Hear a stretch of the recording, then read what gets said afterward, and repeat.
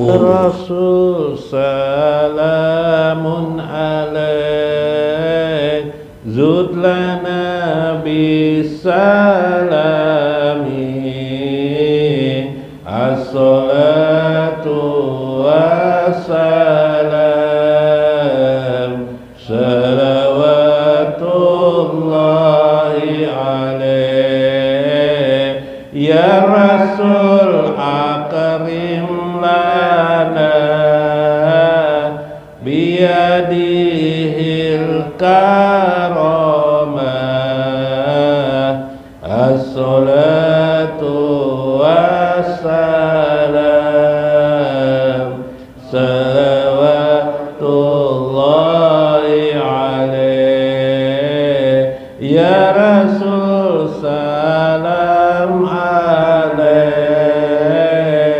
yudlana bisalami as-salatu wassalam salawatullahi alaih ya Rasul irham lana biyadihil azamah as-salatu wassalam salawatullahi alaih ya Rasul salam alaik yudlana bisalami as-salatu wassalam salawatullahi alaih ya Rasul isfa' lana biyadihi syafa'ah as-salatu wassalam salawatullahi alaih ya Rasul salam alaih zud lana bisalami as-salatu wassalam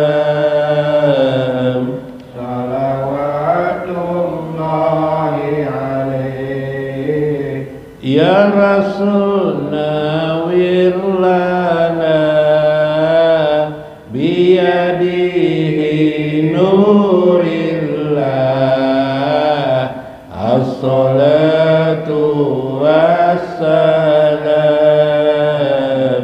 salawatullahi alaih ya Rasul salam alaih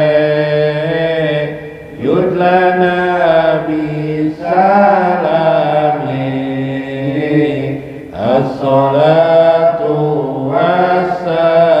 wassalam salawatullahi alaih ya Rasul unsur lana biyadihi zikrillah as-salatu wassalam salawatullahi alaih ya Rasul salam alaih yudlana bisalami as-salatu wassalam salawatullahi alaih al-Makkah wal Madinah zitana bi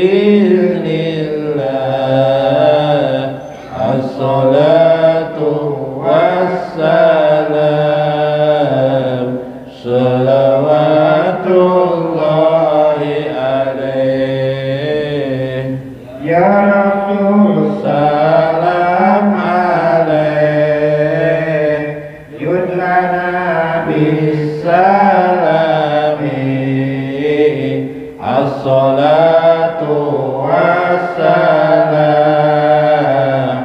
salawatullahi alaihi lana ya somad la ilaha illallah ilaman huwa yahu la ilaha illallah ilaman atawajjahu yahu la ilaha illallah ya ahad antal ahad la ilaha illallah hayyi lana min amrina rasyada la ilaha illallah ilaman huwa yahu la ilaha illallah ilaman atawajjahu yahu la ilaha illallah amin. Azizil Hakim,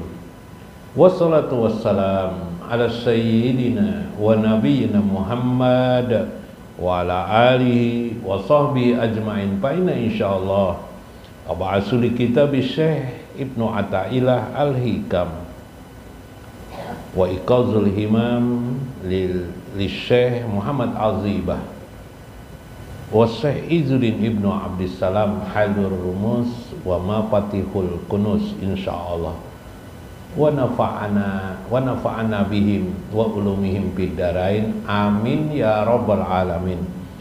Mudah-mudahan melalui saluran para ulama-ulama ini Allah mencurahkan kepada kita kasih sayang dan rahmatnya. Allah berikan kepada kita keteguhan hati, kekuatan dan kemudahan di segala urusan kita.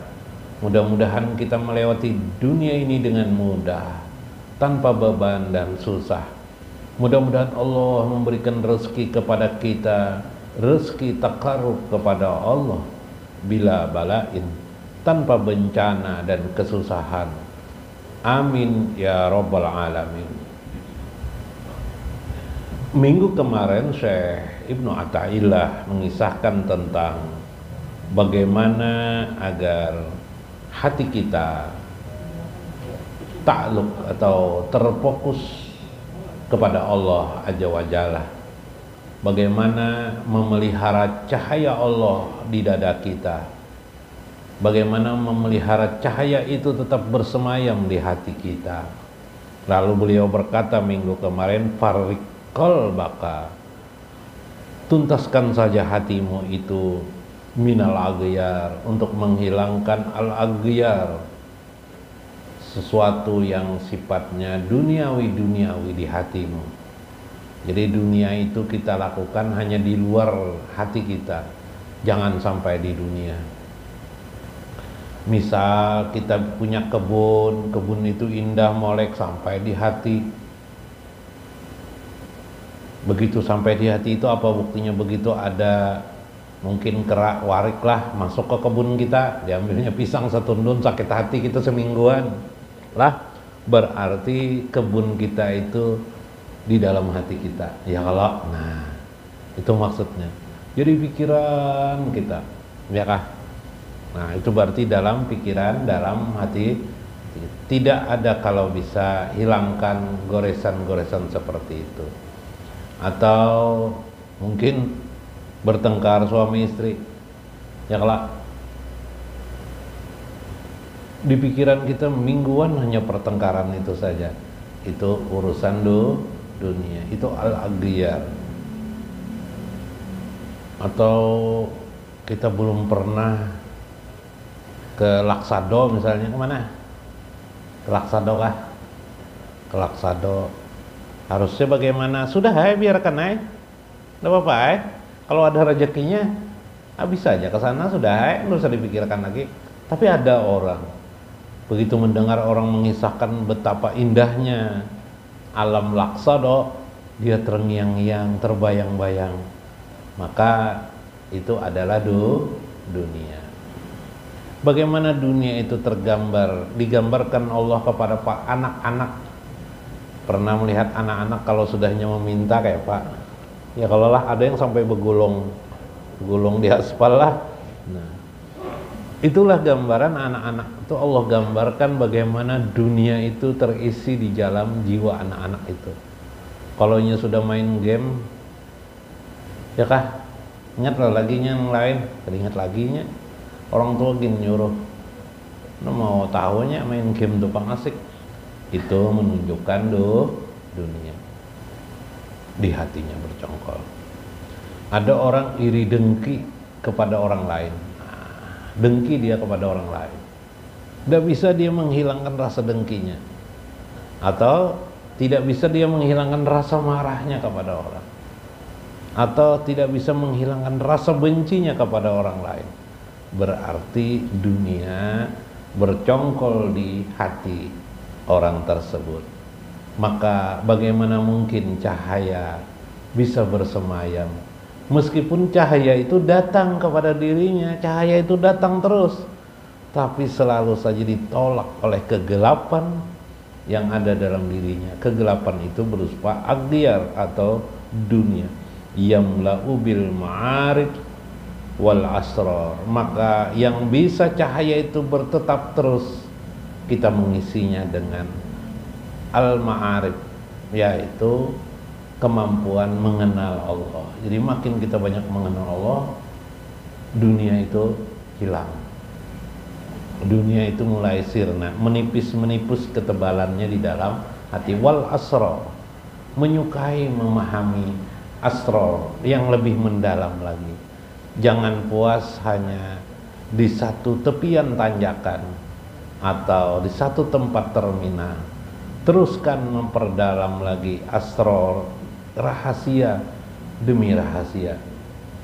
Subhanallah. Terus menjelajah asrar ilahiyah, rahasia-rahasia ketuhanan. Sedangkan rahasia ketuhanan itu sangatlah luas. La tastabati minhun nawal walakin istibtiu min nafsika wujudil iqbal. La tastabati minhun nawali. Janganlah engkau terlambat atau menunda-nunda nawal, datangnya karunia Allah itu. Atau jangan engkau menyalahkan gara-gara kamu memperlambat, atau kamu mengeluh.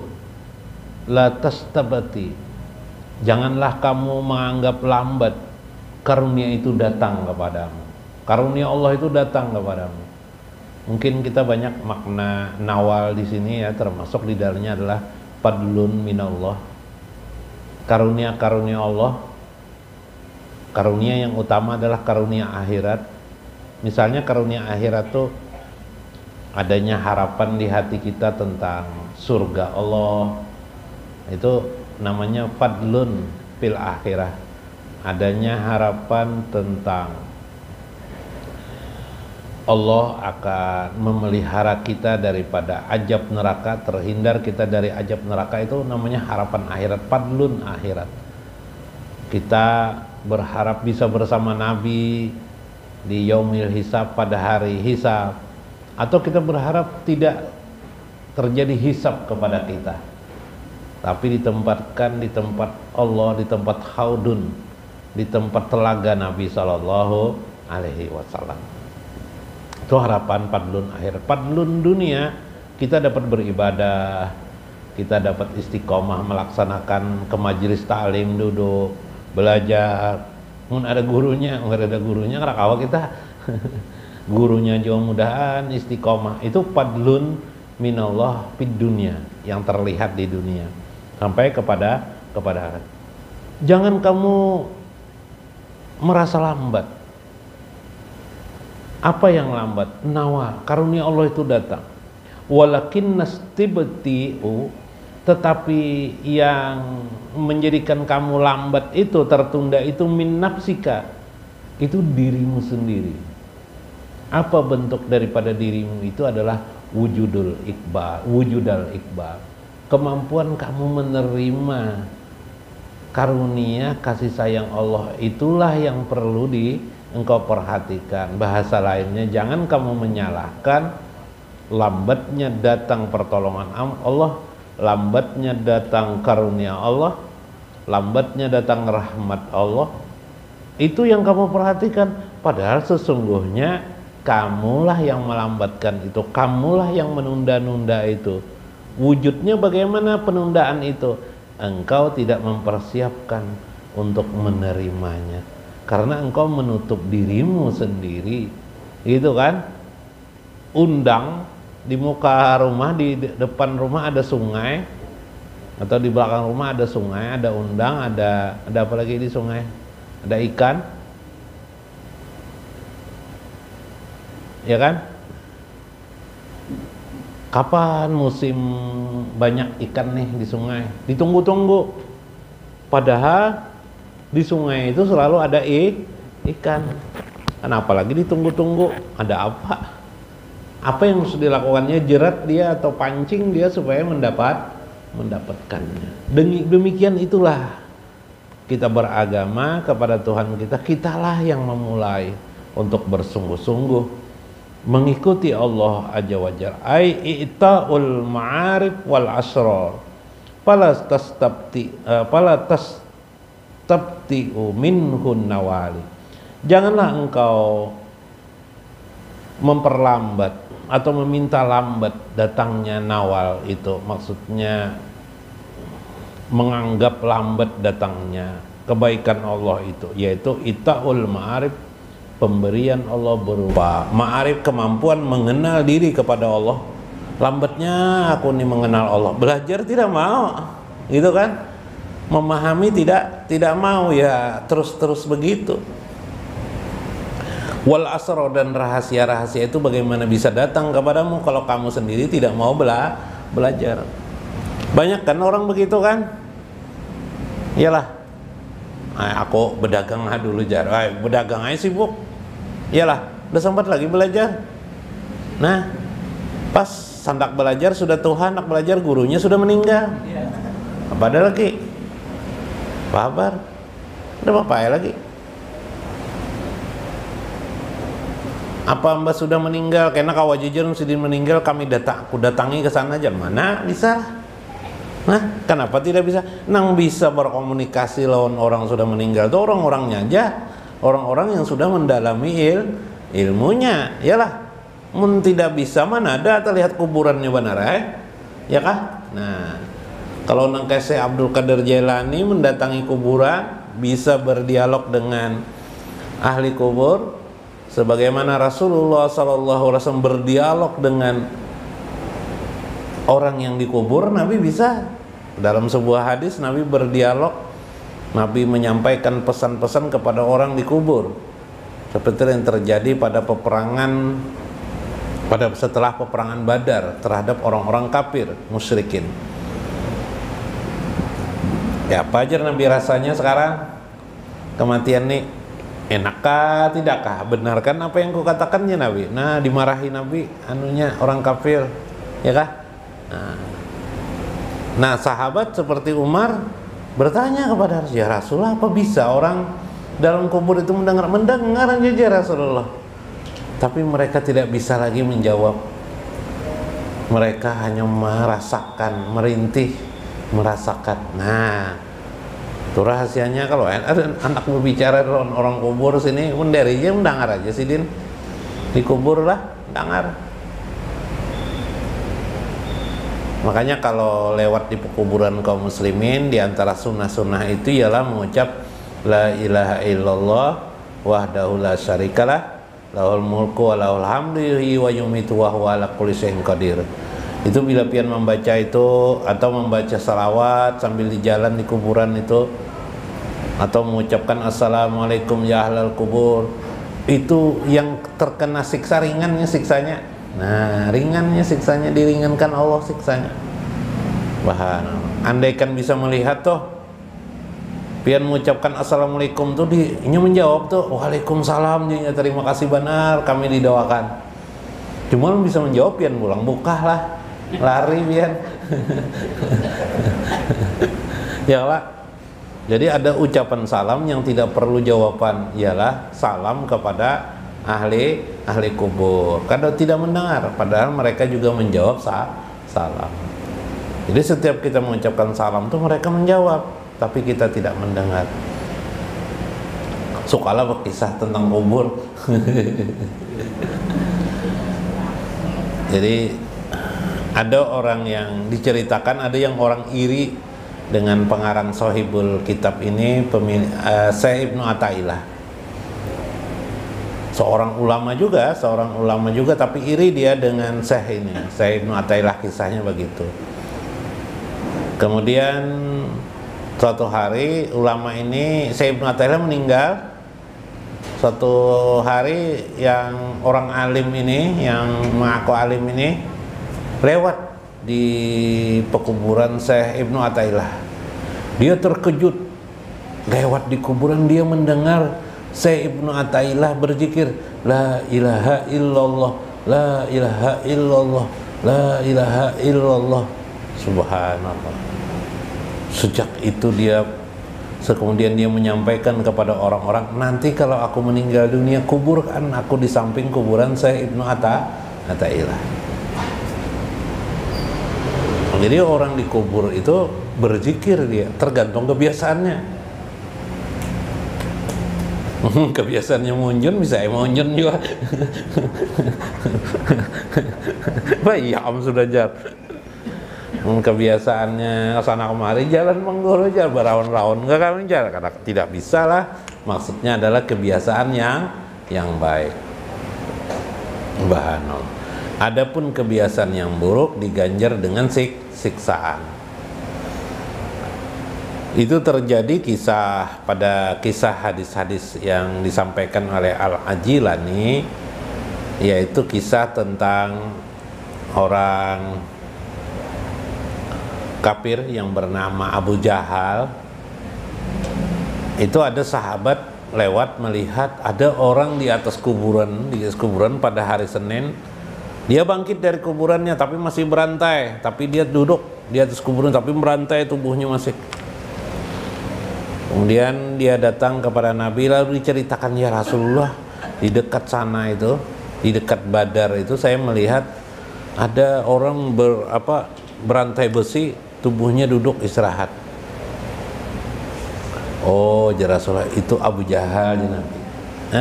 Kenapa ya Rasul? Abu Jahal kayak dia disiksa setiap hari, namun setiap hari Senin dia mendapatkan keringanan dari siksaan, karena waktu aku lahir ya Nabi, dia bergembira dengan kelahiranku. Subhanallah. Itu kan kisahnya. Subhanallah. Nah, kita perdalam al-asrar itu udahlah memahami kenapa dengan mengenal kisah-kisah al-asrar seperti itu, bagaimana Tuhan menyediakan suatu alam selain alam jasad ini, ada alam ruhani, ada alam ruh di dalamnya. Di balik alam ruh itu ada alam mulki. Di balik alam mulki itu ada alam malakut. Di balik alam malakut itu ada alam yang disebut dengan alam sultani atau alam jabarut. Subhanallah.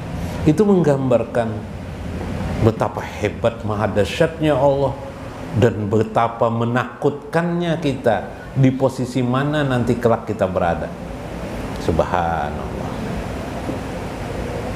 Sehingga orang-orang di alam arwah itu tentu saja bisa tidak bertemu karena alam mereka berbeda-beda. Di mana Allah menempatkan mereka, tentu saja tempat-tempat itu indah, ada tempat-tempat itu yang merupakan siksaan, kepedihan bagi mereka. Walakin istibti min nafsika, tetapi yang menjadi menghalangi dirimu itu adalah dirimu sendiri. Bentuknya wujudal iqbal, bagaimana penerimaanmu kepada Allah. Bimahwi suwarul aghyar, seperti gambaran tentang dunia ini, min mir'ati qalbika, yang tercermin di dalam hatimu. Nah, jadi memang kita sering di hati itu tergambar di dunia. Subhanallah, tergambar dunia itulah yang menghalangi kita di hati kita, sehingga kita tidak melihat asrar rahasia alam ini, sehingga kita juga tidak bisa mengenal Allah. kita tidak bisa melihat Allah, atau setidaknya Allah itu hanya di 5 waktu saja kita ingat. Ya lah, tungguin sebentar aja, waktu 5 waktu tuh, bentar 3 menit kah, 5 menit kah, habis sembahyang kita lupa ya dengan Allah sudah. Yalah. Nah, kenapa? Apa yang menghalangi kita? Di hati kita, rencana-rencana dunia kita, rencana dunia kita. Belum dapat duitnya sudah kita rencanakan nanti kalau ada rezeki duitnya nanti kita biniku apa, kita beli sepeda, kita beli ini, kita beli inilah. Nah, subhanallah. Wahukia dalam kitab Iqazul Himan, wahukia an jinnunil Misri, Syekh Junun al-Misri radhiyallahu anhu, ra'a rajulan qad istara daran wa aru ayyaktuba aqadaha. Suatu hari Junun al-Misri melihat orang hendak membeli rumah, kemudian membuat catatan dan perjanjian dengan orang. Bertanyalah Syekh Junun al-Misri ini kepadanya, ya akhi,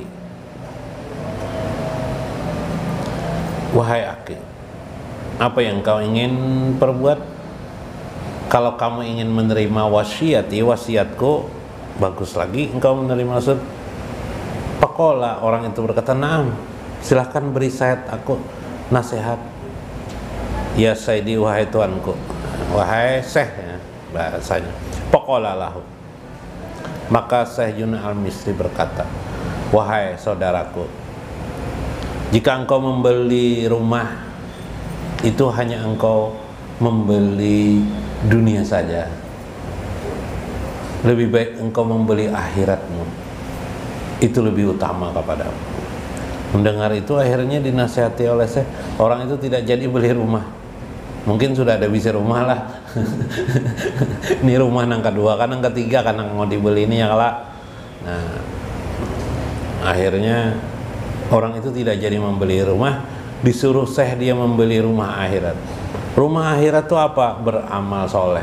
Ya lah, beramal soleh, lalu orang itu menggunakan uangnya untuk bersedekah, untuk akhiratnya, untuk mengenal Allah Azza wa Jalla. Karena memang pelajaran awal kita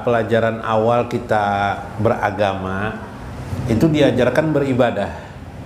Nah, terus menukik memperdalam kita, ternyata hidup ini hakikatnya liya'budun, itu beribadah kepada Allah, itu di dalam maknanya itu adalah, di dalam ibadah itu maknanya liya'rafullah, mengenal Allah Azza wa Jalla. Nah, itu yang inti daripada ibadah itu. Beribadah itu untuk mengenal Allah sebenarnya. Makin mengenal Allah Azza wa Jalla. Mudah-mudahan bermanfaat, mudah-mudahan dapat hikmah kita di dalamnya. Wallahul muwaffiq ila aqwamit thoriq. Assalamualaikum warahmatullahi wabarakatuh. Salamun alaikan nabi, laqad utu ilaika liulkiya tahiyatin nabi.